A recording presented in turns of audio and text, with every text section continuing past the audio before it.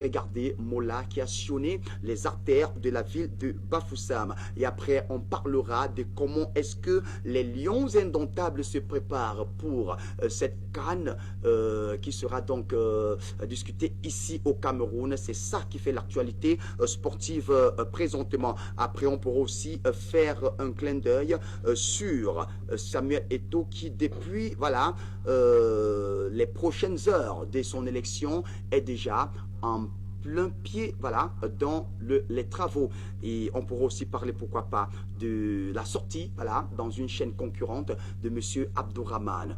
Que retenir? On y reviendra tout au long de cette autre émission. Je vais commencer par dire bonsoir à Monsieur Césaire Moulium, lui qui est un habitué de ce plateau. Bien sûr que ça fait au moins, c'est peut-être 3 éditions, voilà, qu'il n'a pas été des nôtres, mais Dieu merci, il est avec nous aujourd'hui. Monsieur Césaire, bonsoir et bienvenue. Bonsoir Chris Larabi, bonsoir à tous les téléspectateurs, bonsoir aux techniciens. Je voudrais souhaiter bonnes vacances, bon congé à tous les élèves qu'on a libérés ce jour, surtout ceux des classes intermédiaires.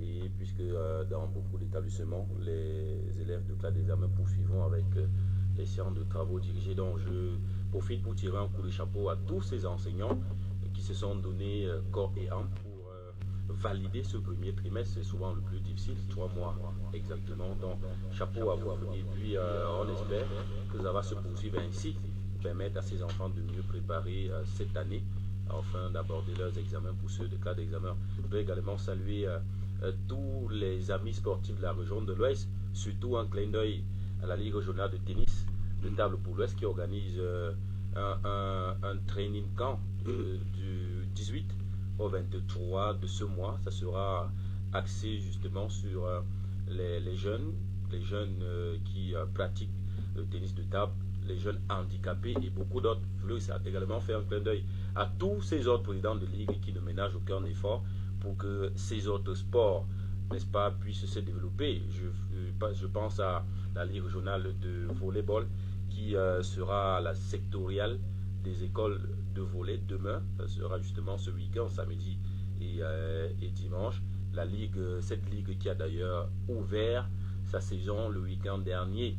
Donc je pense également à tous les autres qui se battent au quotidien pour que ces autres sports à côté du football justement puissent avoir aussi de l'ampleur. Oui, puissent se tenir. C'est pas donné. On a beaucoup d'autres qui ne fonctionnent d'ailleurs pas, malheureusement. Donc bonsoir à tous, surtout à mes copanélistes que vous allez présenter dans un moment. D'accord. Alors, comme premier copanéliste, nous avons le consultant permanent qu'on ne présente plus. J'aurais voulu me taire, mais demander peut-être à un téléspectateur à la maison de vous présenter, mais je me dois quand même de vous présenter parce que même si le téléspectateur parle, on ne doit pas l'écouter. Lui s'appelle Monsieur Hervé, consultant permanent de l'émission Cahiers des Sports. Bonsoir et bienvenue Hervé. Bonsoir Chris et bonsoir à toute la région de l'Ouest. Bonsoir à tous les sportifs de la région de l'Ouest. Et j'ai rejoint Césaire en souhaitant bon congé de Noël à tous nos apprenants qui sont allés en congé aujourd'hui, et qu'ils sachent que le premier trimestre n'est qu'un pan du voile. Il doit falloir redorer, il doit falloir se mettre véritablement au travail pour pouvoir accomplir l'objectif qui leur a été assigné, parce que le premier trimestre étant passé, ceux qui ont eu à réussir, qui ne baissent pas les bras, qui se mettent au travail, souvent les congés sont faits pour se reposer, mais au fond, les congés sont faits pour véritablement travailler, pour relever le niveau. Maintenant, ceux qui n'ont pas pu avoir la moyenne, qui se mettent résolument au travail, pour pouvoir revenir au deuxième trimestre sans plus avoir des lacunes. Je salue une fois la communauté éducative de toute la région de l'Ouest. Je pense comme ça aux délégués régionaux des enseignements secondaires, aux délégués départementaux, à tous les chefs d'établissement confondus, que ce soit du privé, que ce soit du public de la région de l'Ouest, et plus particulièrement à mon principal, M. Edim Maurice Taloti, du Collège de la Réunification. D'accord, merci. Alors, je reste toujours avec vous, M. Hervé, parce qu'on va directement attaquer la première thématique de cette émission qui fait partir de l'actualité majeure au Cameroun et surtout dans la ville de Bafoussam. Mola a fait son tour à Yaoundé, après Yaoundé il est allé à Douala, après Douala il est allé à Boya, Boya il est allé à Bamenda, aujourd'hui à Bafoussam. Vous étiez sur les artères? Non, suite à mon emploi étant un peu chargé, j'ai pris la tête un peu plus tard, mais il faut le rappeler. Mola est là pour signaler au public de la région de l'Ouest, parce que l'Ouest a une poule de cette canne. L'Ouest est compté parmi les 6 sites qui auront la poule de la canne. On sait qu'ici nous avons le Sénégal, le Zimbabwe, pour ne citer que cela. On sait qu'à l'Ouest, on a une poule et il fallait que la population de l'Ouest, qui ont longtemps attendu cet événement, vous savez, cette Coupe d'Afrique était arrivée, qui devait se jouer au Cameroun depuis 2019. Aujourd'hui, nous sommes en 2021. La population de l'Ouest sont dubitatifs. Il fallait que Mola, comme a commencé du côté de Yaoundé, après Douala, après Boya, à Bamenda et aujourd'hui à Bafoussam, c'est pour que la population de la ville de Bafoussam sente véritablement que la canne est véritablement au Cameroun. Et quand vous avez la mascotte qui est présentée comme elle est faite, c'est seulement pour dire la canne, nous l'avons cette canne et nous devons croire que cette canne sera sucrée. Donc c'est de bon augure et c'est aussi normal que Mola se promène pour dire oui, voilà la mascotte de la canne 2021 décalée en 2022 et que les populations puissent communier avec cette mascotte, malgré qu'il n'y a pas eu une mobilisation tous azimuts. Ces hommes ne me dira pas le contraire. On n'a pas vu des populations au bord de la route. Comme quand on recevait le trophée en provenance du Gabon. Du Gabon, on n'a pas vu cette population au bord de la route pour accompagner le Mola. Peut-être on peut mettre ça dans le signe de la communication. Il manque de communication. Communication du Cocan. Mais pourtant, les médias ont parlé, on a sorti un programme, on a défini les différentes dates. Que Mola devait sillonner les villes. Oui, le Mola est connu dans la ville de qui devait être dans la ville de Bafoussam le 17. Mais est-ce que la population a été véritablement sensibilisée pour ça? Moi, je mets un point d'interrogation. Pourquoi? Parce que au passage de Mola, je n'ai pas vu une population qui était autour de la route, comme souvent on le voit, avec comme vous avez énoncé tout à l'heure, la CAN 2019, où dans toutes les rues de Bafoussam, tout le monde attendait ce trophée. Les gens m'ont dit, oh, peut-être que non, ce n'est pas la CAN qui arrivait, mais c'est la mascotte. Mais je pense qu'à un moment, s'il y a eu de la communication n'a pas été très amplifiée. Est-ce que le citoyen lambda du bas peuple a pu comprendre cette information? C'est la question que je me pose. Mais on peut retenir seulement que Mola était à Bafoussam le 17, il a fait le tour de la ville. Et je pense tout simplement que Mola a permis à ceux qui étaient vigilants, à ceux qui ont eu l'occasion de le voir, de dire véritablement que le Cameroun tient sa Coupe d'Afrique qui débutera le 9 janvier prochain. D'accord, merci. Alors, avant maintenant de poser la prochaine question à M. Césaire Molium, j'aimerais vous accueillir plutôt en images. On ira peut-être regarder voilà, les images de Mola dans la ville de Bafoussam et faire plaisir aussi à toutes ces personnes-là qui n'ont pas eu le temps et ou qui n'ont pas du tout été informées. Je ne sais pas pourquoi que Mola devait être dans la ville de Bafoussam. Mais NG Télévision étant l'unique chaîne de télévision de référence à l'ouest du pays, nous sommes toujours au pas de l'information. Voilà pourquoi on se doit de vous proposer ces images avec le concours de la réalisation assuré par Joël Didem.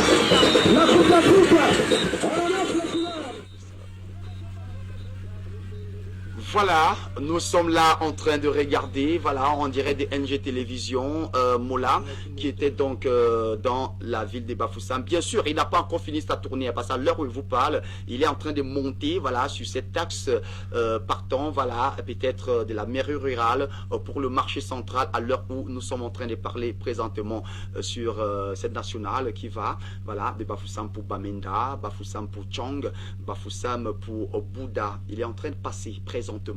De toutes les façons, on a eu ce qu'il fallait, voilà. Césaire Moulium, quel aperçu lorsque vous regardez ces images-ci? Ça vous donne du baume au cœur ou bien quelque part vous êtes un peu choqué parce qu'on n'a pas vu, comme Hervé le disait, une mobilisation tout azimut? Là, au contraire, je pense plutôt que la mobilisation a été tous azimuts. Vous avez vu les images, sauf si on ne voit pas la même chose. J'ai vu au niveau de l'entrée stade toute une foule immense derrière la mascotte. C'est vrai que par certains endroits, c'était pas la même c'est de ça que je parle, oui. La même effervescence. Et je dois mettre cela sur le coup de ceci. Vous savez qu'à à l'ouest, les gens sont assez préoccupés par leurs activités quotidiennes. C'est pas toujours tout le temps qu'on verrait des gens abandonner leurs activités régaliennes pour aller accueillir de tels événements. Je crois que ça peut être cela, mais au niveau de la communication, ce qui a été fait a été fait. Du moins dans les chaînes de radio, je sais de quoi je parle, et dans beaucoup d'autres plateformes de communication, cela a été fait. Au niveau justement de la commission locale de la communication, puisque tout part de là, je crois qu'à notre niveau, chacun a essayé de faire ce qu'il pouvait pour permettre aux populations justement d'être au courant de cette actualité, de savoir que Moula, la mascotte, devait être ici aujourd'hui. Mais donc je crois, en bref, que par endroit, dans des endroits justement on n'a pas vu cette mobilisation. C'est peut-être parce que les gens, pour beaucoup, n'ont pas voulu abandonner leurs activités pour cela. Mais ce que je retiens, c'est simplement cette communication, cette communion entre les populations de la région de l'Ouest avec la mascotte. C'est un signal fort, à savoir justement que la CAN est là, parce que vous savez quand même, on ne peut ne pas évoquer cette actualité avec les clubs européennes qui sont justement en train de saboter cette Coupe d'Afrique des Nations, qui entendent ne pas libérer leurs joueurs pour des raisons que le Covid s'est monté, s'est descendu, comme ce n'est qu'en Afrique qu'on pourra donc qu'on peut contracter le Covid. Et bien, ce que je note, c'est que pendant qu'ils font ce qu'ils font, cette campagne de sabotage, ici en Afrique, c'est plutôt l'affirmation ou l'assurance de part et d'autre. Vous avez vu le SG de la CAF ici au Cameroun il y a quelques heures, et beaucoup d'autres mobilisations qui se font naturellement avec Moula. Je crois que c'est pour reconforter les esprits de tous les citoyens quant à ce que la CAN est là, à moins 23 jours pour la compétition. Et il faut peut-être qu'on se concentre sur l'événement. Et donc je note peut-être que Moula est passé dans la région de l'Ouest, le Cameroun ne sera pas dans la poule B basée à Bafoussam. Ce n'est pas un problème, on aura des équipes ici, mais puisque le Cameroun joue, ou du moins l'équipe nationale joue pour tous les Camerounais, il était donc de bon temps que Moula passe dans toutes les régions, communier pour dire, eh bien, notre CAN est là, nous avons notre Coupe d'Afrique des Nations. Et c'est d'ailleurs ce que je retiens comme message. Je crois avoir vu justement toutes les autorités. J'ai aperçu le gouverneur Moula sortir des locaux du gouverneur. Le premier sportif de la région. J'ai vu le coordonnateur du site de l'Ouest, j'ai vu le maire de la ville, et toutes les autres autorités. Et puis cette foule en liesse qu'on a vu à l'entrée stade. Peut-être vous allez me dire c'est un secteur cible, c'est un secteur toujours le stade occupé, le stade est à côté. Donc de toute façon, ceux qui n'ont pas vu Moula passer ce jour l'ont vu à travers vos images naturellement, et ils vont écouter également dans beaucoup d'autres radios de la place pour savoir effectivement que certes ils ont manqué, mais il y a quelque chose qui s'est passé qui annonce, qui augure justement un lendemain meilleur pour la CAN, la compétition. Et puis il faut donc se mettre en liesse justement devant l'équipe nationale pour la pousser, et pour que au moins que nous atteignions même la finale.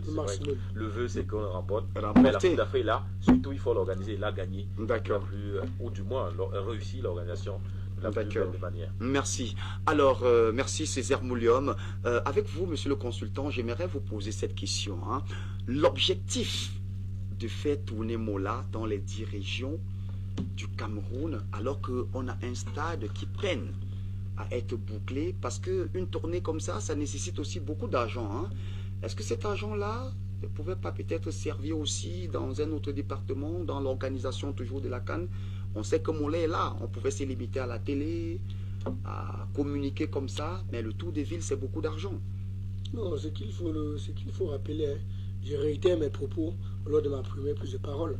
Il fallait permettre aux populations du Cameroun de toucher du doigt véritablement cette CAN.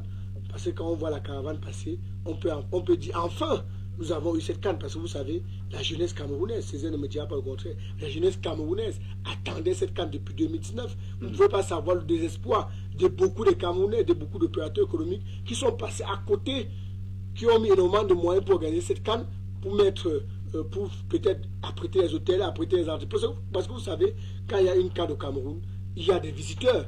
On peut pas, il y a des sites touristiques qui doivent être visités. Donc ça veut dire que c'est d'abord une fête du football africain. Maintenant, il y a beaucoup de personnes qui en ont mis énormément d'argent. Maintenant, pour les rassurer que véritablement nous tenons cette CAN, il fallait que Mola soit là. Parce qu'il faut le rappeler, une délégation de la CAF est au Cameroun depuis samedi le 11. Je ne pense pas qu'ils pouvaient rentrer pour revenir parce qu'il faut le dire, ils étaient là depuis les élections à la Fédération camerounaise de football. Et parmi eux, il y a d'autres qui sont restés définitivement. Le monsieur Siewé, qui est le chargé de la communication de la CAF, est au Cameroun depuis le début du mois de septembre, que je le salue en passant, pour dire simplement qu'il faut rassurer les Camerounais. Oui, pour les rassurer, Mola doit être là. Il faut que Mola, qui est la mascotte de cette CAN, puisse sillonner les artères de toutes les villes du Cameroun pour que le citoyen lambda puisse toucher au bout du doigt, puisse toucher la réalité de la CAN. Et je pense que ça augure des lendemains meilleurs, malgré qu'on risque pour beaucoup de Camerounais voir cette CAN à la télé. D'accord, merci. On risque pour beaucoup de Camerounais. Oui, Césaire. Vous avez demandé pourquoi est-ce qu'on n'aurait pas pu prendre cet argent investi ailleurs. Mais je dis, tout à l'heure, vous réclamiez l'aspect communicationnel. Je crois que la tournée de Mola en communication, c'est d'ailleurs une très forte communication qui permet aux gens de savoir qu'effectivement c'est arrivé et c'est là. Donc, c'est un événement. La construction des stades et autres, c'en est un autre. Et je crois qu'au jour d'aujourd'hui, quand même, on va se dire quand même, on se regarde dans les yeux pour se dire quand même que tout est, même si ce n'est pas totalement vrai, la CAN, l'organisation ne souffre pas sur le plan infrastructurel. Donc, je crois la tournée de Mola, c'est une chose, autant que la présentation de la vidéo, justement, de l'hymne national. Tous ces autres éléments entrent dans la communication. Aujourd'hui, vous ne pouvez pas me démentir aussi que dans la région, dans la ville de Bafoussam, de manière singulière, il y a quand même ces différents drapeaux des nations qui viendront ici. Donc, il y a quand même des signaux ou des signaux tant forts qui annoncent qu'effectivement la Coupe d'Afrique des Nations est là. Donc, c'est une forme de communication et ça va davantage se poursuivre pour qu'on soit à jamais collé à l'événement. On ne veut pas peut-être aller à la dérive. Peut-être ça. Voilà, donc je crois que c'est ce qu'il fallait, c'est ce que je voulais ajouter. D'accord, merci bien pour ces renchérissements. Alors, on reste toujours dans la CAN, voilà, Total Energy 2021, qui se discute au Cameroun dès le 9 janvier prochain. Alors, on va parler maintenant des Lions indomptables avec vous, Monsieur Césaire, vous gardez la parole. Comment est-ce que, d'après vos analystes sportifs, chroniqueurs, journalistes sportifs, vous sentez ça? Comment est-ce que les Lions sont en train de préparer ça? Bien sûr qu'une liste a été publiée. Bon, vous croyez que ceux qui ont été sélectionnés seront à la poigne et tout? Oui, déjà pour l'équipe nationale du Cameroun, il faut rappeler pour la gouverne des auditeurs que la liste a été rendue il y a quelques jours, moins d'une semaine, la liste des présélectionnés, 40 d'environ, et ils vont entrer en stage le 28. Le 28 nous affirme justement la source le 28 décembre de ce mois. Et je crois que la CAF a augmenté la liste à 30, désormais peut-être 30 joueurs pour la compétition. Alors la question c'est qui sont les présélectionnés et comment est-ce qu'ils vont justement devoir se préparer. Il faut rappeler ici que on a encore appelé 5 gardiens de but pratiquement les mêmes, mais peut-être avec beaucoup de soucis, d'inquiétudes que nous relevons. Quand on voit, par exemple, un gardien comme Len Narcisse Junior, qui est le gardien de Coton Sport, suspendu depuis beaucoup de temps, qui est toujours présent sur cette liste, j'ai toujours et souvent dit qu'il y a souvent, il y a parfois justement ce problème de un petit lobbying, un lobbying qui se cache derrière. Oui, parce qu'on a du mal à comprendre que c'est vrai que les gens vont dire qu'il n'est pas en compétition. Fabrice, on doit, je suis très d'accord, mais quand on en arrive justement à convoquer des joueurs qui sont suspendus avec le club, ce qui suppose qu'ils ne sont pas en activité de manière officielle, ça fait quand même un peu douter de la sincérité dans la sélection.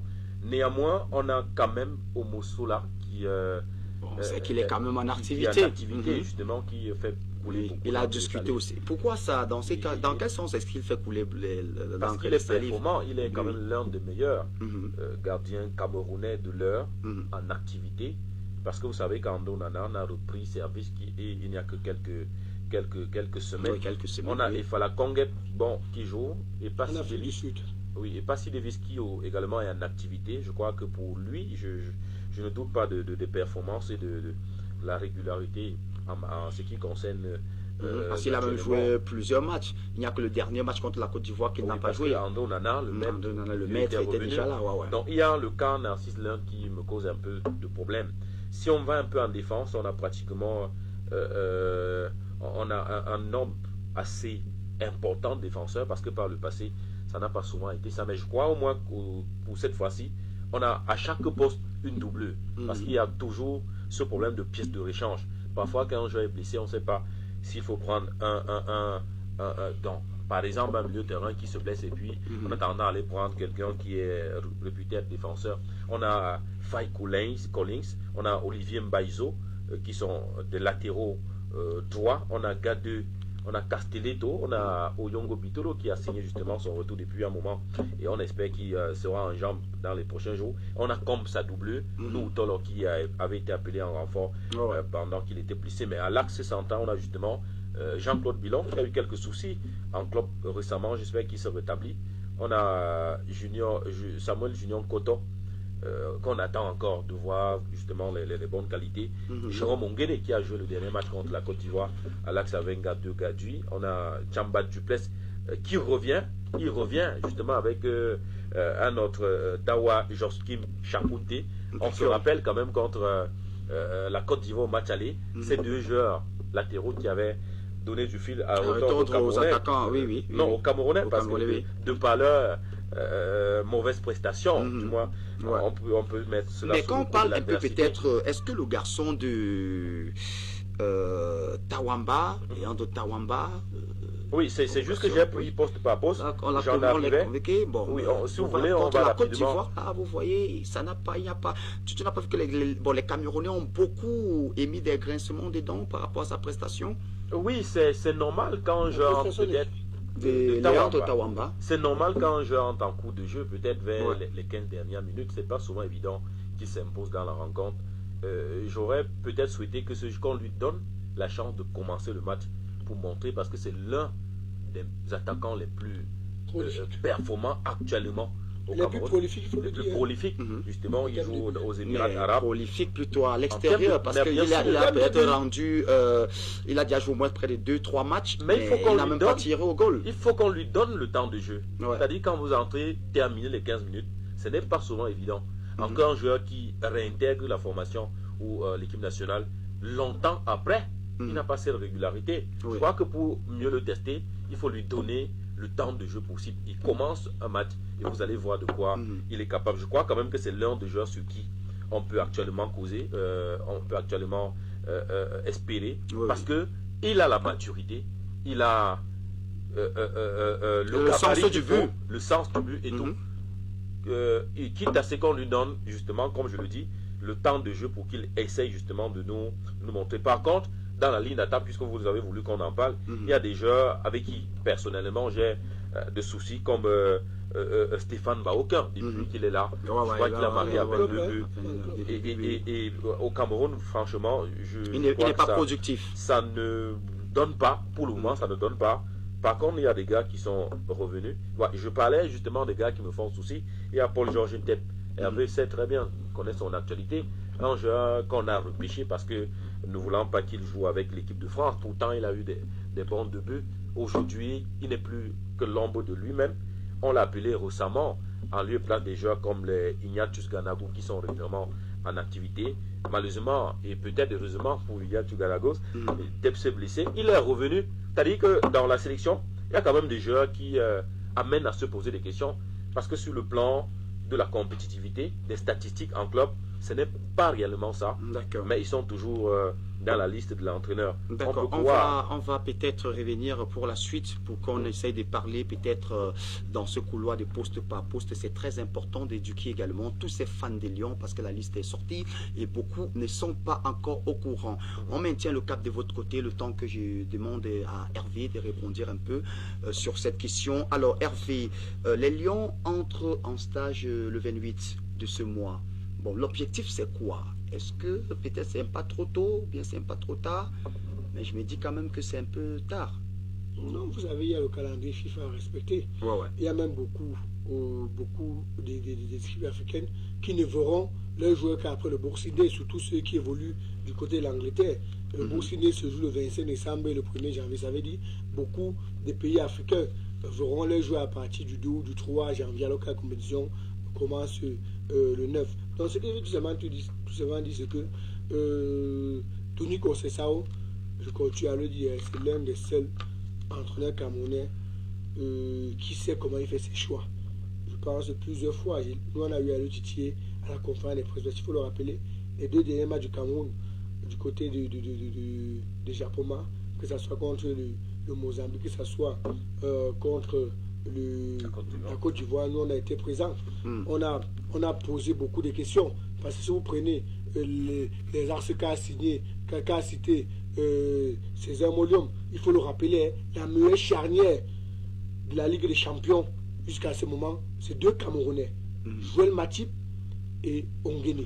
Et par là même de Joël Matip avec Samuel Eto'o qui est revenu aux affaires à la Fédération camerounaise de football, est-ce que ça peut être déjà un atout pour que Samuel Eto'o, pour que Joël Matip revienne pour la CAN? Ce que je veux dire seulement, c'est que on avait vu son père réagir, qui avait émis le vœu de voir son fils revenir discuter cette CAN. Mais dernièrement, vous connaissez le coach de Liverpool, Cooper, une fois de plus, qui avait traité la CAN d'un petit championnat pour les Africains. Il a encore sorti une liste pour dire Joël Matip ne fera pas partie des leurs notables qui discuteront cette compétition. En fait, il a discuté avec le joueur et il dit que le joueur lui a confirmé qu'il ne reviendra plus jamais. Et pour la petite parenthèse, pour parler de Samuel Eto'o, il faut se rappeler que un des motifs du départ de Matip, c'était justement entre Eto'o et sa bande. Ce que je veux dire, c'est que je suis d'accord avec César Molium. Oui, Samuel Eto'o en ce moment a commis quelques erreurs dans la carrière qui a fâché certains sont partis. Qu'on le reconnaisse, qu'on ne dise pas, il a commis des erreurs. Aujourd'hui, vous vous rappelez, avant son élection, il ne parlait pas avec Roger Mila. Pourquoi aujourd'hui ne pas penser à un retour des matchs en sélection nationale? Parce qu'il faut le dire, quand vous regardez les prestations des matchs à l'international, César ne me dira pas le contraire. Le Cameroun a un sérieux problème au niveau de l'axe. Vous ne pouvez pas me dire que l'axe défensif du Cameroun vous rassure je veux dire, même à 60%. Moi, je ne pense pas. Tous les buts qu'on a eu à prendre durant ce tournoi, ces qualifications, comme pour la Coupe du Monde, c'est tout simplement parce qu'on a eu des petites erreurs défensives, parce qu'on n'a pas les défenseurs on a les défenseurs, mais on n'a pas des défenseurs qui vont vite. Pour preuve, quand vous avez vu le match, c'est le casting du duo qui fait problème. On a pourtant des gars assez intéressants. Quand je aussi Jean-Claude Bilon, Jérôme Ongene, Gado Gadui ou même Castelletto qui est capable de jouer à l'axe. Je crois Harold Mokoudi, c'est des bons joueurs. Peut-être qu'il faut, je rejoins avec ce problème peut-être de qui va jouer dans le duo, la charnière. Peut-être c'est ça qu'il faut encore travailler pour savoir réellement qui peut faire. Mais là, ici, j'ai envie de vous poser la question avant de revenir à vous, M. Hervé. Alors, M. Mouloum, où en est-on avec le cas de Nicolas Nkoulou qui enjambe, et on sait, moi j'aimais souvent l'appeler Monsieur Propre, très technique, très bon défenseur. Pourquoi c'est Joël Matip qu'on regarde plus? Ce sont les deux qui étaient présentés. J'aime cette question. Mais ce que je veux dire rapidement, c'est que je ne sais pas pourquoi les Camerounais s'acharnent sur des cas. C'est-à-dire que vous avez des joueurs qui décident de partir d'eux-mêmes, qui n'ont plus aucune motivation de jouer avec vous. Des joueurs derrière qui vous avez fait la cour N fois, qui disent qu'ils ne reviennent pas. Et pour peu que vous ayez une Coupe d'Afrique des Nations à domicile et vous rêvez aller en finale, vous dites il faut qu'ils reviennent. Ils sont certes les meilleurs, les bons, les joueurs les plus matures, les plus en forme aujourd'hui. Mais est-ce que dans leur fort intérieur, ces joueurs ont émis le vœu de rentrer? On peut les faire, on peut les supplier. Ils ça y rentre, juste pour vous faire plaisir. Ils ne donnent pas le rendement qu'on attend. De la patrie. On a vu des gars qui sont partis, qui sont venus de nulle part, qui ont remporté la Coupe d'Afrique en 2017. Je crois qu'il faut travailler simplement avec ceux qui sont là. Ces gars ne veulent pas revenir. Laissez-les tranquilles. Matip n'a plus jamais émis le vœu de revenir. Laissez-le tranquille parce que s'il revient, il ne jouera pas pour la patrie. Il jouera la suffisance. Et je le dis, je pèse mes mots. On aurait pu encore avoir quelqu'un comme Koulou, parce que assez humble, mais il n'a pas voulu. Du moins, je crois que ça ne passe même plus dans leur tête. Certes, tout le monde veut jouer à domicile, mais je crois que ces gars, même s'ils reviennent, ça ne sera pas pour la patrie. Donc je crois qu'on peut faire avec ceux qu'on a sous la main, leur donner confiance. Quelqu'un ne peut pas vous qualifier et vous prenez je dirais des mercenaires entre guillemets. Des mercenaires. Voilà, oui, évidemment. Donc, parce qu'il y a les gens qui ont mouillé le maillot pour vous qualifier. Pour ma part, c'est des débats même qu'on devait arrêter de faire. On reconnaît ce qu'ils sont aujourd'hui comme les joueurs d'une autre dimension dans le monde, mais je crois que de grâce, il faut les laisser se concentrer et travailler avec ceux qu'on a sous la main. Ils peuvent remporter la compétition si ils ont cette envie, oui. Cet amour de la patrie. Hein. Alors Hervé, on va continuer en quelques secondes parce qu'on va sortir également de ce que j'ai dit, c'est que je rejoins Césaire Molium. Il a dit, on a des personnes, je le disais, je le redisais encore lors du match, lors de mon retour contre le Mozambique, quand vous faites jouer un Gade Ngandui avec Mukundi, c'est deux joueurs qui ont presque le même registre. On sait que ce sont des joueurs qui sont lents dans leur relais, ils sont même lents dans l'anticipation. Si vous regardez le match Côte d'Ivoire, je vous assure que si on avait fait jouer un Gade Ngandui à un Mukundi, on devait avoir trop de points. Pourquoi? Parce qu'elle allait très vite.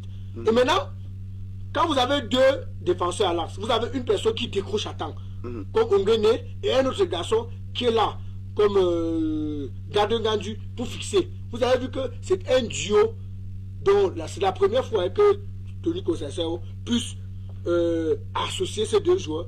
Même lors de la conférence, il a été très satisfait parce que les deux décrochaient. Mais contrairement, regardez le but qu'on avait pu contre le Mozambique à moins quelques minutes de la fin du match. Vous voyez que c'est un match, c'est un but qui est venu parce que Gade Ngandui a perdu le ballon. Mukundi étant un joueur qui jouait fixe, c'était pas facile de rattraper le défenseur. On a vu là où le ballon est venu. Non, moi je pense seulement, on a des Joey Lasuté, on a Jean-Claude Bilon, on a Ongene, on a Castelletto, on a tous ces gars-là. Maintenant, il doit falloir tout simplement que l'entraîneur Kosaseo puisse associer deux personnes qui peuvent nous faire sortir qui peuvent nous faire rassurer la défense, parce qu'il faut le dire, jusqu'à maintenant, je peux vous rassurer que Antonio Kosaseo ne connaît pas sa véritable paix défensive qui peut défendre réellement les Lions. Parce qu'on l'a vu sur 4 matchs utiliser 4 paires différentes. 4 paires défensives. Je pense aussi qu'il faut renforcer le milieu de terrain. Oui, je voulais te rejoindre rapidement en 2 secondes pour que c'est plus visible, flagrant d'accuser la défense, parce que une fois qu'il y a une erreur commise là-bas, c'est le but directement. Mais parfois on oublie qu'il y a le milieu de terrain justement qui qui joue énormément parce que ça passe par le milieu. Il faut avoir d'arriver. Vous aviez joué à l'époque avec Alexandre Son-Assis, la défense n'avait aucun problème. Oui. Aujourd'hui on a ce problème. Aujourd'hui en 6 on a Zambo Anguissa qui est un peu qui va plutôt vers l'offensif, qui est plus offensif. Donc vous comprenez. Mais est-ce que c'est pas une politique de coach? Pouné Malon qui n'était pas là, je crois quand même qu'on se retrouve pourra. Non, Pouné Malon est au banc de touche. Tous les 2 matchs, il était au banc de touche. On ne sait pas pourquoi l'entraîneur n'a pas fait entrer. Parce que. Non, au deuxième match, il est blessé. D'accord. Oui, le premier match contre la Mozambique, il n'était pas. Il est entré en cours de jeu. Merci. Maintenant, la question qu'on se pose, c'est pourquoi le coach préfère jouer avec les 6 à vocation offensive. Alors qu'on sait que la muraille défensive ne tient pas. Pas le 6. Même en attaque. Je le continue à le dire. Les gens m'ont tiré dessus l'autre jour à Douala. Je l'ai dit non. Aujourd'hui, on a des jeunes personnes en défense. On a des jeunes personnes sur le banc de l'attaque. J'ai pris un exemple. Tout le monde a critiqué Tawamba. Tawamba n'a pas fait le match qu'on l'attendait contre le Malawi au Malawi. Pourquoi Réveillé le titularisé? Je l'ai dit. Est-ce qu'il a été titularisé? Il n'a pas dit pourquoi Réveillé le fait entrer. Moi, je pense qu'on aurait pu lui donner du temps. J'y arrive. J'ai dit alors qu'un Bassogok que tout le monde attendait, il n'est pas entré. Non, monsieur. Je prends un exemple. Quand vous regardez. Mais au match contre le Malawi. Moi, j'ai dit ceci. Quand vous prenez Tawamba a marqué 75 buts durant ces 2 dernières saisons. Ça veut dire donner-lui un peu de confiance. Positionnez-lui. Au début du match, vous allez voir de quoi il est capable. Parce que les Camerounais ont coutume de tirer sur Tawamba. Oh, c'est un joueur qu'on n'avait pas besoin de lui. Moi, j'ai dit et je continue à le dire. Tawamba, en attaque, pouvait faire mieux que beaucoup d'autres personnes dans cette charnière de l'attaque. Maintenant, on l'a posé la question. On a vu un joueur comme Choupo-Moting qui a fait de bonnes prestations et qui ne sait toujours pas de tout. C'est la question. Moi, je pense seulement qu'il doit falloir que le taux scolaire que ça sort évite d'attirer la poudre du public camerounais envers lui en mettant des garçons qui ont véritablement le mérite, les garçons qui ont du apprendre dans cette équipe. Pourquoi? Parce que l'équipe nationale, ça ne me dira pas, ça allie 2 compétences. Première des choses, la compétitivité et la performance.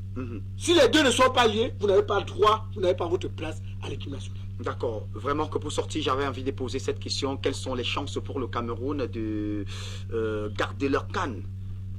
Monsieur Mouliom, en quelques secondes. Tout le monde a sa chance au départ. Hein. Mais on parle du pays organisateur. Oui, on a cet avantage justement qu'on est pays organisateur. Et cet autre avantage qu'on s'appelle Cameroun. On s'appelle quand même le Cameroun.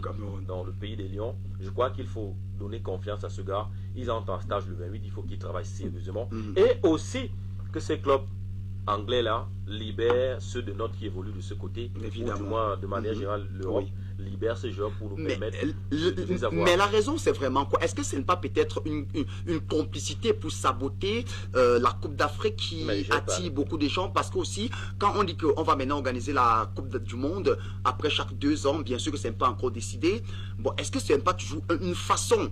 Parce que la Coupe d'Afrique est cette compétition qui s'organise où il n'y a aucune grande compétition majeure dans le monde, dont toutes les attractions sont rivées vers l'Afrique. Est-ce que c'est un peu un moyen de casser cette Coupe d'Afrique? Le débat est assez profond. J'aurais souhaité que ce soit une des thématiques de notre émission. Mais ce que je peux dire, c'est que le mot que tu as utilisé, ça a sa place, le sabotage de la compétition. Sous l'impérialisme qui veut encore. Oui, en réalité, c'est pour ça que le débat est encore plus profond. Et même au-delà des aspects sportifs, dont vous voyez que le blanc a toujours tendance à avoir cette même mise sur l'Afrique. Et le débat est largement, je crois que il est plutôt temps que les Africains se réveillent. À un moment donné, ils peuvent boycotter ces histoires-là et puis se retourner, même la Coupe du Monde. Si on boycotte, ça fait quoi? Il y a des choses qui peuvent nous amener à nous replier sur nous-mêmes. On va dire que les gars vont pleurer parce que c'est là-bas qu'ils se font fortune. Mais je crois qu'à un moment donné, on peut se retourner, boycotter un certain nombre de choses pour réarranger. Donc le débat est assez profond. De toutes les façons, on pourra donc y revenir dans notre prochaines émissions avec cette thématique-là, parce que ça fait couler beaucoup d'encre et de salive. Alors, nous allons un peu sortir du football pour y revenir dans quelques instants. Le temps pour nous de parler en un temps soit peu, voilà, de la Coupe du Monde de handball féminin, parce que les Lions sont sortis par la petite porte. Hervé, on va demander peut-être à notre réalisateur de nous accompagner avec quelques images, voilà, de cette compétition qui n'a pas du tout honoré les Camerounaises. Qu'en pensez-vous? Ce que je vais dire tout simplement, c'est que vous ne pouvez pas aller à une compétition où au départ, vous avez une liste de 18 joueurs, vous sélectionnez 16. On voit les compétitions dans lesquelles l'équipe nationale de handball s'entraînait, vous vous rappelez, c'est mon ami Pierre-Marie Djedar qui est le SECOM de la Ligue régionale de football et par ailleurs un grand cadre régional de football de handball, qui est par ailleurs un autre, même au niveau fêtière, une grande personnalité dans ce handball, a décrié le fait que les joueuses qui allaient représenter le Cameroun s'entraînaient sur le goudron, alors que ils allaient jouer de l'autre côté sur les terres pleines. On a vu beaucoup d'autres joueuses être retenues. Je le dis, comme tu as le dit, le handball n'est pas comme le football. Le handball, c'est un sport où tous les joueurs entrent. Mais quand vous venez à caler 2 joueuses, qu'est-ce qui vous fait croire que les 2 que vous avez calées dans cette équipe ne seront pas des joueuses qui apporteront le bonheur à cette équipe? Nous avons vu les laisser déplacer 18 joueuses, on a plutôt vu un déplacement de 16 joueuses. Et je pense qu'il y a un moment qu'il faut s'asseoir et s'interroger. Pourquoi le football réussit seul? Pourquoi on dit souvent que le football n'est pas le sport roi? Je continue à le dire, le football c'est le sport roi. Tous les autres sont les sports majeurs, comme on dit, mais il est le sport roi. Parce que si c'était une équipe camerounaise qui était qualifiée pour la Coupe du Monde, il devait avoir un tapage exceptionnel. On a vu, je vous dis, Concession ne peut pas dire je vais à la Coupe du Monde 2022 au Qatar, j'ai 30 joueurs, on lui demande d'enlever 3 joueurs. On lui demande d'enlever 2 joueurs. On a vu au handball. Au handball, on a vu comment le coach a donné sa liste de 18 joueurs. On a retenu 16 joueurs. Il avait le choix d'éliminer 2 joueurs. 2 joueurs. Ouais. Ce n'était pas possible. Alors que les 18 joueuses, ils comptent sur toutes les 18. Même le joueur qui est remplaçant, on compte sur parce que le handball n'est pas comme le football. Le handball, à un moment, tous les 18 joueuses peuvent prendre part au match. Et toutes les joueuses ont leur qualité.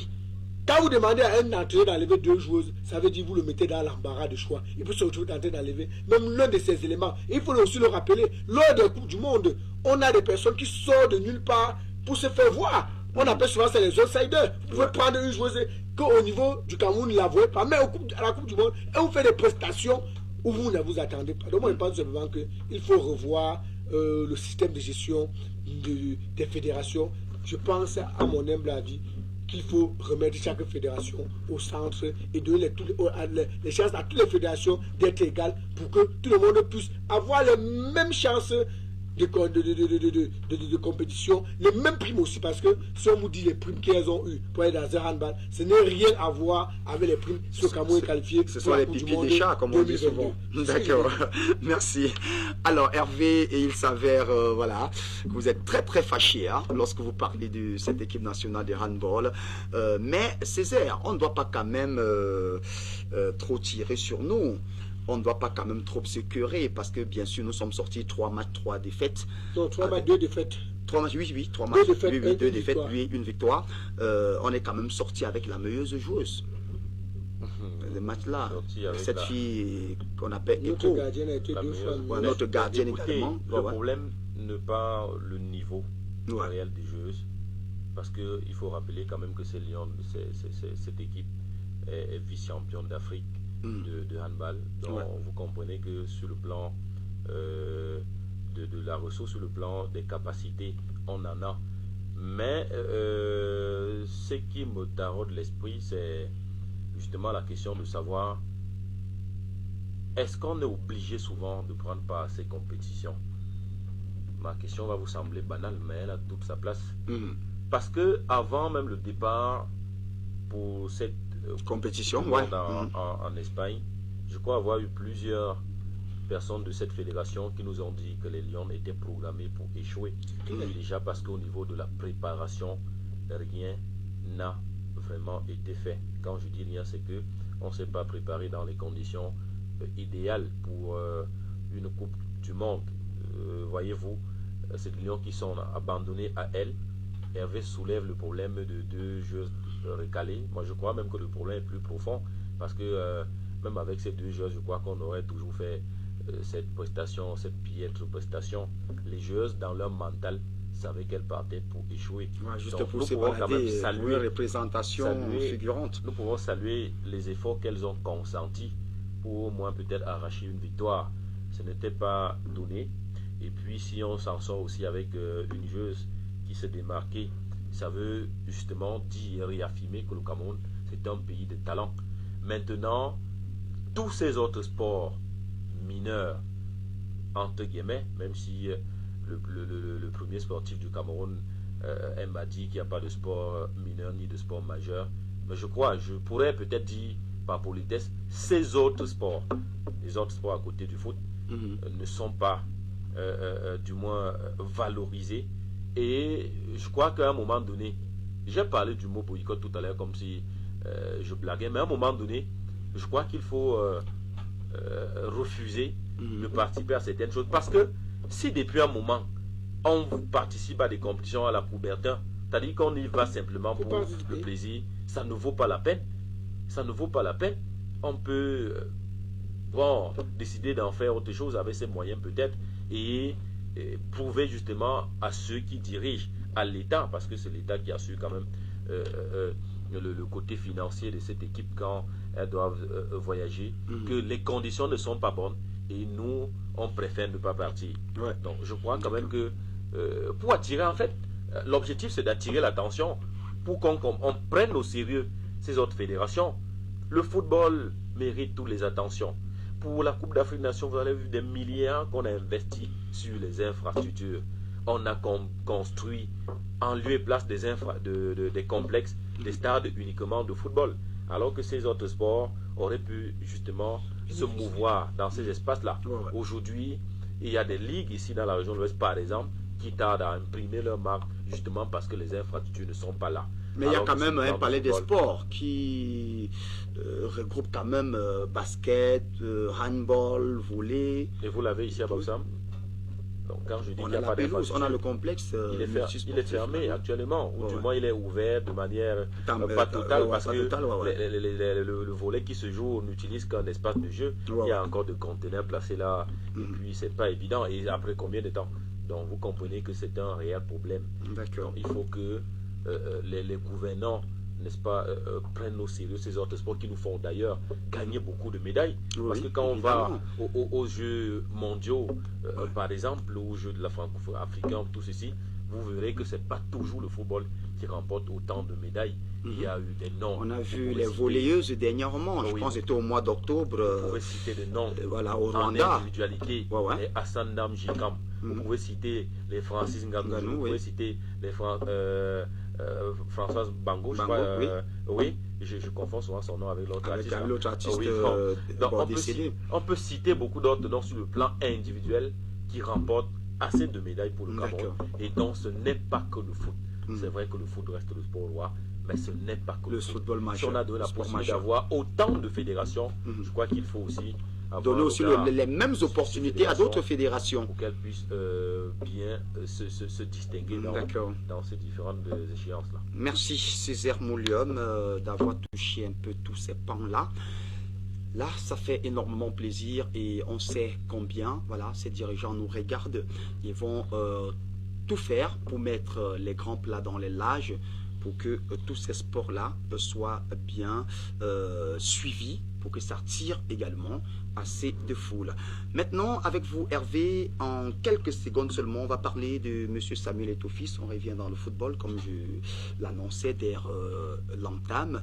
Alors, Samuel Eto'o, après donc, son élection, place maintenant au travail.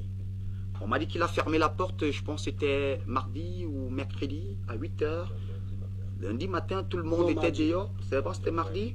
Il a fermé à 8h. Il a dit, celui qui veut travailler va venir à l'heure. Celui qui ne vient pas à l'heure, il rentre au quartier.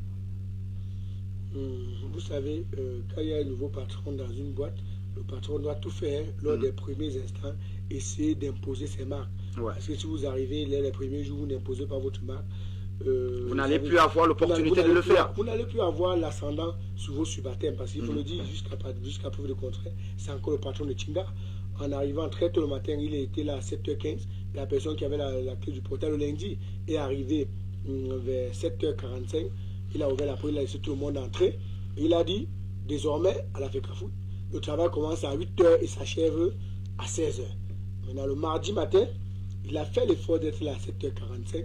Et à 8h, beaucoup d'autres employés qui se croyaient encore dans le bordel sont arrivés après 8h.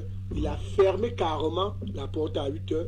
Il a même eu à limoger ils ont appelé le concierge de ce bâtiment. Seulement parce qu'il avait ouvert la porte à certaines personnes qui sont venues en retard. Certaines personnes qui sont venues en retard. Moi, je pense que c'est des bons tons. Ces hommes ne me dira pas le contraire. Il y a des moments où vous avez besoin de signer un document dans un bureau administratif. Vous arrivez à 11h, à 10h, on vous dit le patron du bureau n'est pas là.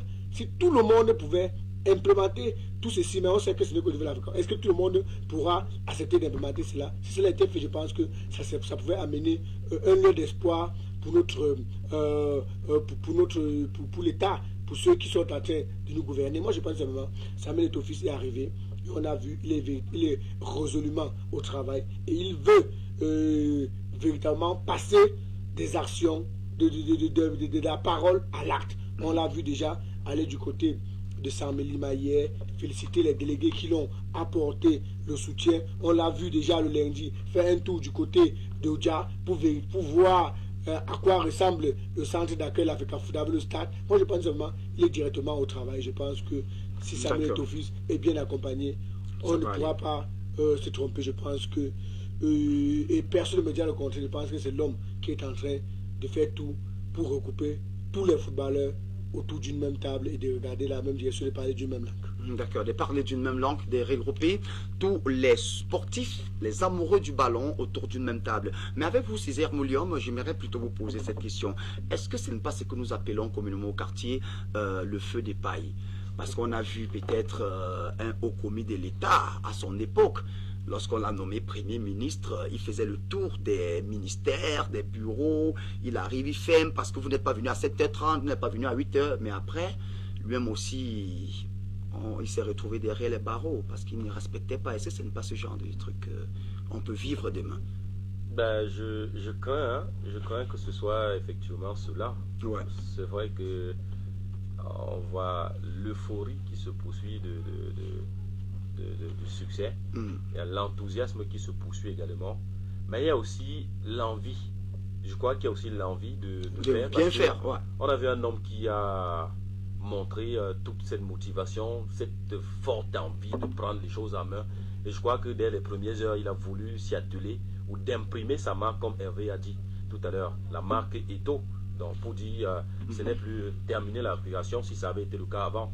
Mais il y a quelque chose qui m'inquiète, c'est justement que il savait qu'en administration quand même, quand on me parle du limogeage du concierge, justement parce qu'il a ouvert la porte, il me semble qu'en administration quand même on sert les lettres d'explication, les blâmes, on ne peut pas s'élever directement comme ça on te limoge. En signe d'avertissement, pour peut-être cela ne nous est pas parvenu, peut-être qu'il a fait.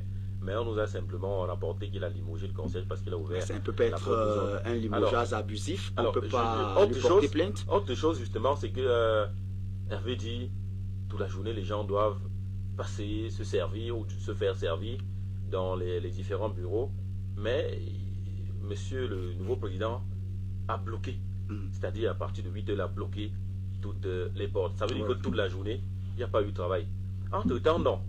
S'il y a eu des usagers qui voulaient justement se faire signer des documents, pour le simple fait que les gens sont venus il a fermé aux employés. Oui, ça veut dire que ces employés on ne fait pas aux usagers, aux employés. Qui devraient servir justement ces usagers, ces employés, dans leurs différents bureaux, je suppose. Donc si c'est fermé, ça veut dire qu'il n'y a pas de travail ce jour là-bas. Ça veut dire que si vous venez, ce jour où M. Eto'o, le nouveau président, a pris, peut-être imprimer sa marque. Ouais, peut-être c'était juste un appel à l'ordre. Vous passez alors c'était pour revenir peut-être à penser que dans la douceur ou dans l'envie de bien faire, je pense humblement que généralement on sait une lettre d'explication pour que ça ne se répète plus. C'est déjà bien de faire comprendre aux gens que non, la récréation est terminée comme on veut. Mais je crois que aussi dans le souci que les choses aillent bien, il faut aussi aller dans ces normes, pour ma part, pour que les choses justement évoluent. Sauf si il y a cette envie, du moins de se séparer de tous ceux qui étaient là avant. Je dis sauf, je n'ai pas dit c'est pas mon intention, je dis sauf, je lis entre les lignes. Donc si ce n'est pas le cas, je crois qu'il doit quelque part un peu de douceur pour faire comprendre aux gens, ok, si aujourd'hui tu as fait ci, demain tu le fais encore. Voilà ce qui va tomber comme sanction. C'était une grille de lecture. D'accord, merci. Donc, je vais chuter. C'était une grille de lecture. Mais je crois quand même que la dynamique est bonne. Il faut faire croire, comprendre aux gens que les choses ont changé. Parce que chaque fois qu'un nouveau patron arrive, il imprime sa marque. Et je souhaite que cela ne soit, justement, par votre question que vous m'avez posée, que cela ne soit pas un feu de paille. Ou alors on veut la course. Le match feu. Et puis, Monsieur le Président est là, tout le monde le regarde, hein, parce qu'il a fait miroiter beaucoup de choses au Camerounais et tout le monde entier. Et je crains encore une autre chose, c'est que Monsieur le nouveau Président ne tombe pas dans le populisme. Ouais. Il a fait des tournées à 100 000 imams, ici, là-bas. C'est toujours la foule immense derrière. J'espère que cette foule-là ne va pas distraire Monsieur Eto'o dans l'émission. Ou bien cette foule ne sera pas déçue. Oui, j'espère que ça ne va pas. Merci.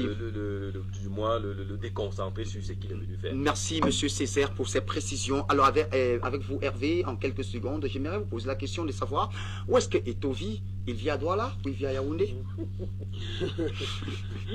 Non, ma question me fait, bien sûr, ça fait rigoler, mais ça a quand même sa place. Il vit où? Parce que c'est bon, il est à Douala, à Yaoundé. Vous savez, c'est sa vie privée. C'est ça, c'est sa vie privée. Non, j'ai dit pour le travail, il peut administrer le travail. Il peut vivre à Douala comme il peut vivre à Yaoundé, ça c'est sa vie privée. Il quitte tous les matins de Douala pour Yaoundé. Pourquoi pas? Quitter de Douala pour Yaoundé, c'est 3 heures de route. Ouais. C'est 3 heures de route. Il va quitter tous les 5 heures du matin ou bien 4 heures? Il peut le faire, oui, il peut prendre un hébergement à Yaoundé. Ouais. Qu'est-ce que vous faites quoi? Il y a des gens qui vivent à Fumbout qui travaillent. Non, Fumbout, Bafoussam, c'est un jet de pierre. Mais Douala, Yaoundé. Mais qu'est-ce que vous faites croire qu'il n'a pas des appartements privés à Yaoundé? Ça met au fils peut avoir même un appartement à Yaoundé. Donc moi je pense simplement que ce n'est pas là le débat. Le débat, est-ce qu'il est au travail à l'heure? Si vous voulez, vous vivez un Mangel Mendouka. Mais que vous soyez au travail à l'heure. Oui, il est au travail à l'heure, mais rien que peut-être, bon, c'est un mouillon, vous confirmez avec moi quand même que si vous faites 3 heures de route pour venir travailler, vous ne donnerez pas le même rendement que celui qui a dormi dans la ville et aller travailler. Moi, je crois que ça ne pose aucun problème. Ça ne pose aucun problème. Il va à Garoua et travailler à Yaoundé, je crois même pas avant, il peut aller travailler. Il peut aller travailler, même à Douala, c'est 45 minutes. Ce n'est pas ce qui peut dépasser. Quand même, Samuel Eto'o, il peut ne pas manquer, je crois qu'il va avoir des... Il a même son jet privé, si seulement si ce jet n'existe plus. Moi, c'est que je veux dire, c'est que moi, je veux tout simplement dire que... Ce que je veux dire simplement, c'est que... Oui, Césaire a relevé beaucoup de greffes. Oui, je suis d'accord. Samuel Eto'o arrive, il fallait servir des lettres d'avertissement, de blâme, d'explication. Pas des lettres d'explication. Il y a d'abord l'avertissement. Demande d'explication. Le blanc. Il y a maintenant la demande d'explication. La demande d'explication. Vous savez en administration, hein, quand vous servez toutes ces lettres, l'employeur dans sa tête se dit que vous êtes prêt à le mettre à la porte. Parce que quand vous servez première lettre, deuxième lettre, la troisième lettre, quand ça demande d'explication, limogeage et le licenciement vient sans préavis. Maintenant, lui ne voulant pas déjà se retrouver là-dedans, il arrive le lundi, il a dit retrouvons-nous à 8h, le travail commence à 8h, à 16h. Peut-être, suite aux embouteillages, d'autres personnes n'ont pas pu arriver. Bref, vous allez subir. Je vais prendre des exemples. Nous sommes tous des pédagogues, hein, que ce soit Simon, que ce soit moi. Quand on dit à l'école c'est 7h30. Un élève qui arrive à 7h45, on a fait mon portail, ne doit s'en prendre qu'à lui-même. Vous allez tous, vous ne vous en prendrez qu'à lui-même. Moi, je pense que Eto'o-Fils est venu pour implémenter. Et des soucis avec vous nous font croire qu'il y avait certaines personnes qui avaient dans leur bureau à 10h. Il y avait des usagers qui venaient pour pouvoir faire le retrait de licence, ne parvenait pas à le faire. Maintenant, si Eto'o-Fils a eu cette information à bas au fils, il doit falloir qu'il arrive, il dit que non, à ma qualité de président, il ne faut pas qu'un usager arrive de la FECAFOOT et qu'il parte sans être servi. Maintenant, est-ce que tout ceci est d'une manière saine? Je pense vraiment que tout ce qu'il va faire, je pense qu'il faut qu'il s'entoure des personnes qui sont vraies. Et je pense qu'au sortir de là, c'est une bonne chose. Je pense que, est-ce que depuis mercredi, on en a encore parlé des retardataires? Non, on a parlé le mardi. Le mercredi, on n'a pas parlé de retardataires. Le mardi, tout le monde était à l'heure. Et ça a permis qu'ils disent que, bon, désormais, ils sont nouveaux patrons. Je pense qu'avec ça, on pourra avoir eu l'air d'espoir. Et comme Césaire Monom l'a dit, il ne faut pas qu'il y ait dans le populisme. Vous savez, il y a beaucoup de journalisme qui attend beaucoup de lui. Il y a 30 millions de formations pour les journalistes camerounais. Parce que quand vous regardez son plan de campagne, et même dans les forats, ça se discute. On attend de voir comment ça va être implémenté. Il y a le football professionnel. Il y a tout ça. Je pense seulement que Eto'o-Fils est l'une des personnes qui peut le faire maintenant. Est-ce que ceux qui l'entourent pourront l'amener à le faire? C'est la question qu'il faut se poser. D'accord, merci. Alors, nous sommes déjà presque à la fin de cette émission, mais on a encore une dernière thématique, voilà, qui entre toujours dans le cas Samuel Eto'o, mais on va parler de ça en quelques minutes seulement, Monsieur Césaire, avec vous. Alors, que retenir de la sortie de Monsieur Abdourahmane Baba? Il a fait une sortie dans une chaîne concurrente là, une sortie qui n'était pas du tout très bien. Hein. Selon vous, c'était pas très bien. Il faut éviter C'est selon vous que c'était pas Bon, bien. moi je voulais que vous alliez dans le bon sens et vous avez dit pour comprendre si vraiment c'était exactement bien en tant qu'analyste sportif. Je vais rester objectif. Oui. Abdourahmane a fait une sortie, justement. C'est vrai, il faut restituer les choses que Abdourahmane, quand même, c'est un des contestataires. Des éternels, il faut augmenter. Non, pas éternel contestataire. Depuis 10 ans, il a du processus électoral à l'Afrique Foot. Il attendait d'ailleurs gain de cause dans un recours juste à quelques jours des élections à l'Afrique Foot, où il a malheureusement pour lui, ça je le dis, il a été débouté, malheureusement pour le processus électoral qui a tenu son cours jusqu'au terme. Et Abdourahmane, je crois que c'est une de ses sorties, où ça doit être la deuxième ou la troisième, et une où il s'est clairement prononcé sur un ensemble de choses que les gens attendaient au Cameroun. Parce que les gens se sont dit, ok, aujourd'hui Samuel Eto'o est élu nouveau président. Abdourahmane avait dit en son temps qu'il s'était trompé de combat. En fait, ils n'étaient pas dans le même combat ensemble, parce que Eto'o acceptait d'aller à une élection où le processus est faux, et lui, il combat ce processus. Alors, quand il fait cette sortie et dit justement que ça fait longtemps, il n'a pas causé avec Samuel Eto'o, pour le paraphraser, et que Eto'o c'est un frère, et il va lui faire la passe. Il a d'ailleurs apprécié la fougue de Samuel Eto'o qui a pu, pour sa part, enlever, j'emprunte là ces termes, les colons de l'Afrique Foot, ce sont les mots de Abdourahmane. Oui. Et c'est un exploit qu'il a salué d'ailleurs. Et il dit donner la possibilité à Samuel Eto'o de discuter, et qu'il est prêt d'ailleurs à ce qu'on s'entende pour le bien du football camerounais. C'est où beaucoup de Camerounais se sont sentis assez heureux, parce qu'il y en a qui estimaient que au lendemain justement de l'élection de Samuel Eto'o, Abdourahmane devrait encore attaquer, parce qu'en réalité, on a fait croire aux gens qu'il avait dit que dès lundi, il va encore attaquer. On a parlé de ça sur ce tableau, sur ce plateau, au point où beaucoup de personnes suppliaient même Abdourahmane, même s'il y a eu irrégularité, laisse évoluer. Vous voyez qu'à l'unanimité, la majeure partie des Camerounais sont en train de supplier Abdourahmane que, grand frère, même si c'est comment, laisse tomber, entendons-nous pour le bien du football. Et je crois que la sortie. Mais pourquoi c'est maintenant sur Samuel Eto'o qu'on va le supplier, alors qu'avec les autres on pourrait aussi le supplier? Je l'ai dit en off là, en commentaire avec quelqu'un qui semble justement que c'est la personne Sédou qui faisait problème. Et mon consultant, que je salue en passant en tant que solo, m'a fait savoir justement que il y avait un problème de clan.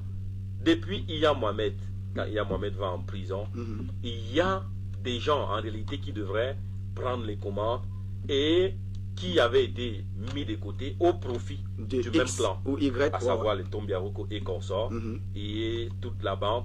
Et puis les Abdourahmane dont se sont retirés pour constituer maintenant la défensive. Le fameux exécutif de 2000 ou alors l'Assemblée 2009 que vous connaissez très bien, se sont retirés pour dire ok, l'autre camp a pris, nous allons combattre.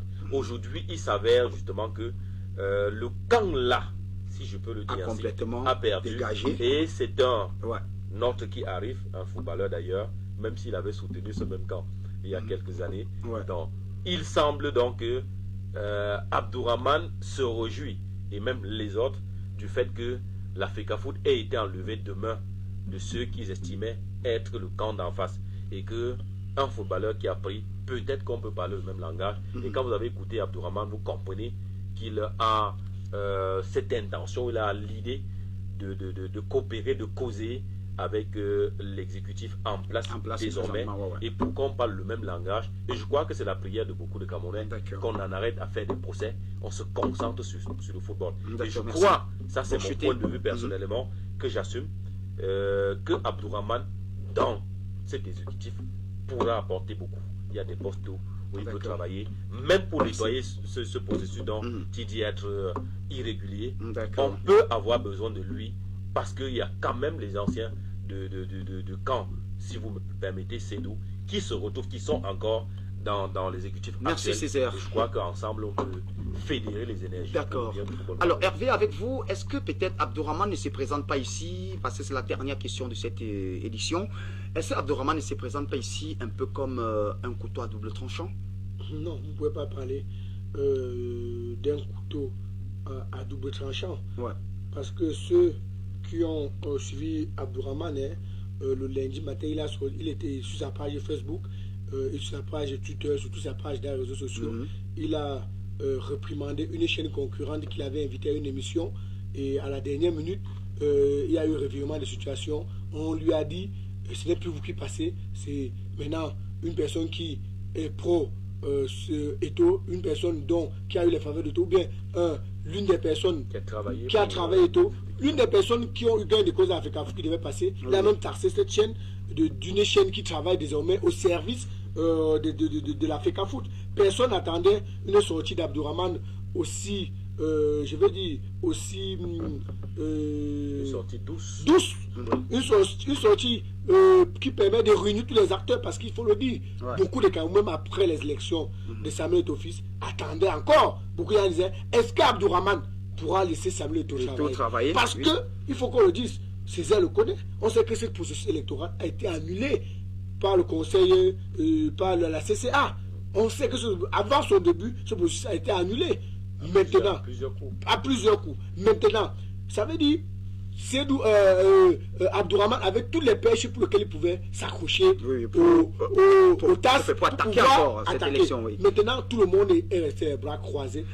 Et Césaire a dit quelque chose. Beaucoup de Camerounais ont pleuré son indulgence pour qu'il ne le fasse pas, parce que tout le monde est en train de regarder le projet Samuel Eto'o. Tout le monde pense que Samuel Eto'o fils peut apporter beaucoup de choses au football camerounais. On évite qu'il ait un autre mandat comme Seydou Bomondia, qui n'a même pas eu le temps de gérer religieusement les choses de l'Africa Foot. Et avec sa sortie, je pense que c'est réduisant. Je l'avais dit ici la semaine passée qu'il fallait rapidement que Samuel Eto'o fils puisse déjà rencontrer Abdourahmane. Et je vais vous dire, qu'est-ce qui a facilité à ce qu'Abdourahmane a dit? C'est d'abord parce que Samuel Eto'o fils est allé vers un patriarche, le général Pierre Semengue. Le général Pierre Semengue, qui était l'allié d'Abdourahmane, vous avez compris, Abdourahmane a dit, quand le général Pierre Semengue a été débouté, il l'a appelé pour qu'il vienne à son secours. Quand il dit à venir, ce n'est pas pour venir, on le tue. Non, pour qu'il vienne. Oui, pour qu'il vienne essayer de comprendre le droit qui a été dit de ce côté. Il a apporté beaucoup. Maintenant, moi, je pense que c'est par là où Samuel Eto'o est passé et a permis que Seydou Bomo et que notre ami Abdourahmane, connaissant les fonctions que lui a données le général Pierre Semengue, il ne pouvait plus aller, puisque Pierre Semengue, en tant qu'un père, l'avait dit, voilà ce que je pense, voilà, il ne pouvait plus aller à l'encontre de Samuel Eto'o fils. Et je pense que c'est de bon augure. Si aujourd'hui, tous les acteurs du football camerounais peuvent regarder dans la même direction, c'est bien. J'ai dit toujours, peut-être, beaucoup de gens diront que c'est une phase visible, mais je pense que Samuel Eto'o fils peut être le candidat de la réconciliation du football camerounais. Si c'est le cas, c'est le football camerounais qui sortira vainqueur. On n'aura plus de divisions. Parce que même au niveau de l'Ouest, il y a beaucoup de divisions. Que même au niveau de l'Est, il y a beaucoup de divisions. Je pense qu'il faut unir tous les forces et accompagner Samuel Eto'o fils dans le combat qui veut mener, redonner un autre J'aurais voulu poser cette question parce que j'ai encore deux questions importantes, mais dommage que nous n'avons plus assez de temps. Pour ça que je veux savoir, bon, est-ce que la Ligue régionale professionnelle de l'Ouest, dirigée par M. Kwedem, ne connaîtra pas un coup de la part de Samuel Eto'o, puisqu'il connaît que bon, l'Ouest n'était pas acquis à sa cause, et tout. Et pourquoi toujours Abdourahmane? On a peur de lui. Il n'y a pas une autre personne aussi qui connaît les textes, qui connaît les droits, qui peut aussi rebondir, qui dit que non, ici, on a fait même basse parce qu'on veut que Samuel Eto'o avance, mais moi je ne suis pas d'accord, je porte plainte. Je commence par la dernière question. Non. Pourquoi toujours Abdourahmane? Abdourahmane a dit, dans une interview, il est apparemment le seul courageux. Ils sont très nombreux. C'est lui la face visible de l'iceberg. Donc c'est pour ça que c'est n'est que lui qu'on voit. Maintenant, la deuxième question, est-ce que la Ligue régionale de l'Ouest, la région ne prendra pas un coup? Je me suis attelé à dire non à beaucoup de confrères qu'ils arrêtent avec ce genre de langage de communication qui discrimine. En réalité, si vous ne le savez pas, M. Samuel Eto'o et M. François Kwedem discutent assez, même avant les élections. Et Samuel Eto'o sait le travail qu'a M. Kwedem, qui pratiquement fait l'unanimité sur le plan du travail dans toute cette république. Ça, on ne peut pas lui enlever ça. Donc je crois que Eto'o a dit, après son élection, qu'il tend la main à tous ceux qui n'ont pas voté pour lui. Et reconnaissant le travail qu'a fait ce monsieur, je crois qu'ensemble, puisqu'il a dit qu'il veut redonner vie au football camerounais, il a grand besoin des gens comme M. Kwedem pour travailler, pour redonner vie à ce football. Je crois qu'ils ne sont pas 3, ils ne sont pas 4 de sa trempe qui travaille pour le football. Donc, sans publicité, je crois qu'il a un élément clé, même dans la Ligue régionale de football de l'Ouest. Et si les autres sont pareils, je crois que le football pourra avoir le rayonnement qu'on veut lui donner. Je pense aussi qu'il faut réunir tous les journalistes de l'argent de l'Ouest. Oui, justement, tout passe par là. Oui, si on ne réunit pas tous les journalistes de l'argent de l'Ouest, et la parenthèse que je voulais aussi relever, c'est que vous savez, la dernière actualité, lors de l'AG, nous n'avons pas été accrédités. Merci. Et puis nous avons relancé un processus. Voilà.